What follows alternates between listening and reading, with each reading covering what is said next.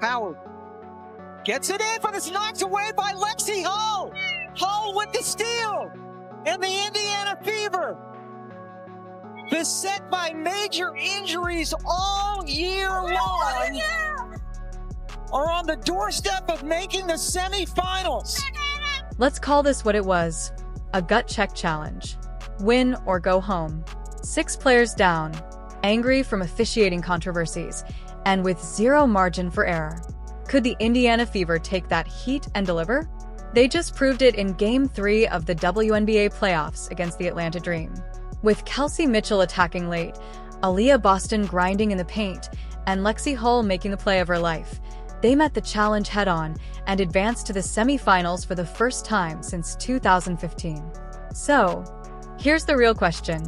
Was this a one-time spark, or the moment that cements the Fever's rise for years to come? Let us know in the comments below how proud you are of the Indiana Fever. Let's go. We've just been through so much this season, giving ourselves another chance in Game 3. Emotions are high. This is a group that's confidence has really never wavered. This group has continued to show their heart, their character, night in and night out. I think we all piggyback off each other within our group and our organization. We've been in every kind of situation you can imagine, and we've been able to find ways to put ourselves in position to win, and this will be no different. Somebody has to lose and somebody has to win. Imagine living through nearly 10 years with no playoff series win. That kind of drought doesn't just sit on a stat sheet. It weighs on a franchise, its fan base, and every player who wears the jersey. The last time the Indiana Fever advanced this far, Tamika Catchings was still the heart of the team. Natasha Howard was just beginning her career, and Stephanie White was coaching from the sidelines during her first stint as head coach. That was 2015, and the league looked completely different. Fast forward to now, and the Fever stepped into a Game 3 that wasn't simply about basketball. It was about history testing them again. We talked about the desperation before Game 2 on Tuesday. Just how does that carry over into tonight? Well, I think anytime that you're a win or go home situation, there's desperation. And so it has to carry over. You know, we're in the same situation. Our back is against the wall. We got to come out and we've got to play with that sense of urgency. We've got to play with that hunger. We've got to value every single possession and every single opportunity. What made the moment even more pressing was the state of their roster. Think about this. Caitlin Clark sidelined, Sophie Cunningham out, Sydney Colson unavailable, Kayla BBY, Ari McDonald, and Dearis Dantas, all on the injury list. That's an enormous chunk of experience and scoring power stripped away. Suddenly, this wasn't just another playoff night. It was win or go home with a group that had to stretch every bit of talent and chemistry just to compete. No one outside that locker room was putting money on them. In a way, that vacuum of expectation became their advantage.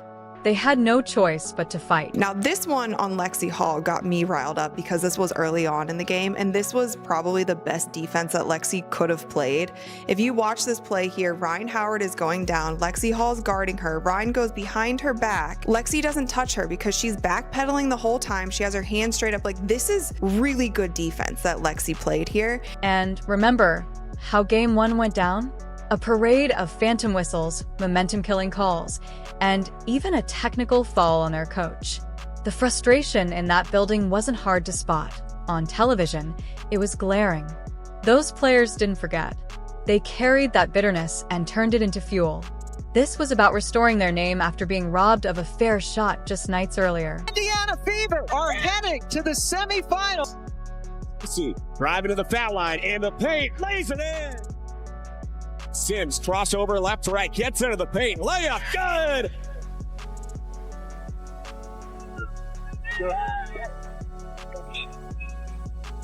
Inside, Boston.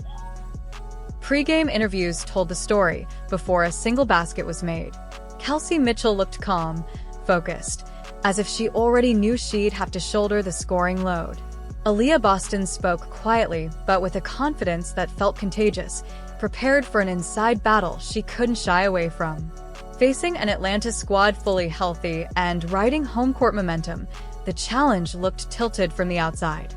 The crowd at Gateway Center Arena was ready to end the Fever's run right there. But here's the thing, Indiana wasn't only staring down the dream.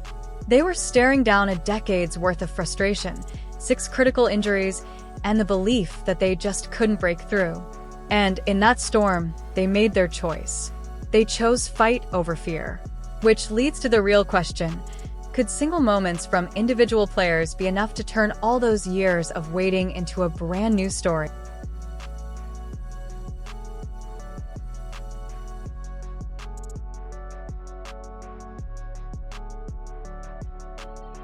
To Jones, throws it up. No good! Game over! And the Fever are moving on! The Fever found themselves in the kind of situation that defines entire seasons. Down late in Game 3, surrounded by the intense roar of just under 4,000 Atlanta fans, every possession felt heavier than the one before it. A season's worth of fights, injuries, and doubts funneled into those final minutes, and the crowd was savoring every second, trying to drag Indiana into silence. But the Fever didn't fold. They turned to the players who had carried them all year, and one by one, people stepped into the fire. Picked up her second foul, so Hillman and Gray each with 2. Mitchell over the Boston screen. And that was tough, her hands. But going back to that ball screen here, little movement in the first part of that screen by Aaliyah Boston. Mitchell, man, she is so good. Kelsey Mitchell was the steady pulse that kept Indiana alive.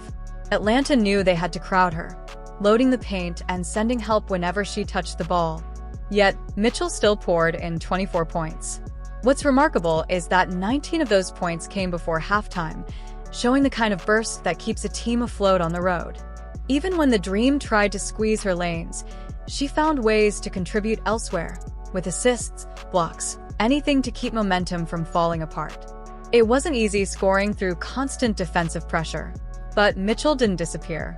She kept attacking, and her teammates fed off that refusal to back down. Attacking from the outside and now the inside. And Mitchell's been quiet for a while, not anymore. Mitchell over to Boston, again the shot clock winding down. Mitchell, tough shot off the bounce to get around Jones. 2 steps behind the 3-point line, and the dribble handoff for Kelsey. Inside the paint, Aaliyah Boston was carving out her own narrative. Matched against Bree Jones, she absorbed hit after hit in the low post and never once let her composure slip. On paper, Jones had the size advantage, but Boston neutralized it with timing, positioning, and a growing understanding of where to seal her opponent early. This is just 4 of 16 from the floor in Game 2. That's terrific call into Boston. Beautiful. 14 points, 12 rebounds, 6 assists. That stat line only scratches the surface of what she meant in that game. Every rebound came in traffic. Every assist pushed the team toward one more shot they desperately needed. She wasn't just holding her own. She was showing poise well beyond her years while anchoring the middle of an undersized, undermanned lineup. Anna has not been good. 40%. Maybe a little higher than that, 45. Indiana electing not to call a timeout. Boston almost gave it away. Into Boston for the lead. She hits it. Indiana goes up.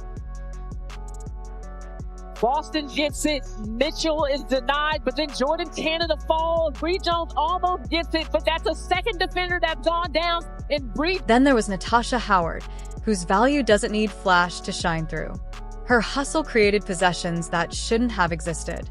Loose balls that seemed destined for the Dream's guards ended up back in Indiana's hands because of Howard's reach and relentless energy. Leah Boston has to really body up with Bree Jones in that situation. Natasha Howard slashing in.